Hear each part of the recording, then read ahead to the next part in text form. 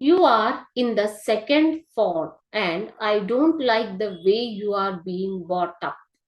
ನೀನು second form ಅಲ್ಲಿ ಇದೀಯಾ, ನಿನ್ನನ್ನ ಈ ತರ ಬೆಳಿತಾ ಇರೋದು, ನೀನು ಈ ತರ ಬೆಳೆಸ್ತಾ ಇರೋದು ನಿನ್ನನ್ನು ನನಗೆ ಇಷ್ಟ ಆಗ್ತಾ ಇಲ್ಲ ಅಂತ ಯಾರು ಹೇಳ್ತಾ ಇರೋದಿಲ್ಲಿ ನೋಡಿ. ಏಪ್ರಿಲ್ 2021 ನಲ್ಲಿ ಇದೇ ಕ್ವಶನ್ ನ ಕೇಳಿದ್ದಾರೆ 3 ಮಾರ್ಕ್ಸ್ಗೆ.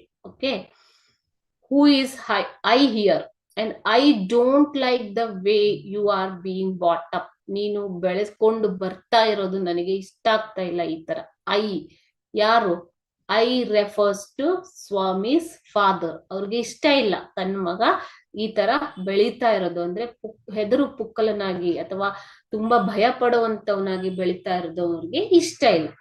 ಹೂ are studying in the second form. Second form ನೀವು ಚಿಕ್ಕ ಹುಡುಗ ಆತ, ಸೆಕೆಂಡ್ ಸ್ಟ್ಯಾಂಡರ್ಡ್ ಅಂತ ಇಟ್ಕೊ. Swami was studying in the second form. ಎಲ್ಲಿ ಯಾರು? ಸ್ವಾಮಿ ಸೆಕೆಂಡ್ ಫಾರ್ಮ್ ಅಲ್ಲಿ ಸ್ಟಡಿ ಮಾಡ್ತಾ ಇರೋ. When did the speaker say this? ಯಾಕೆ ಹೇಳ್ತಾರೆ ಅವರು ಈ ತರ?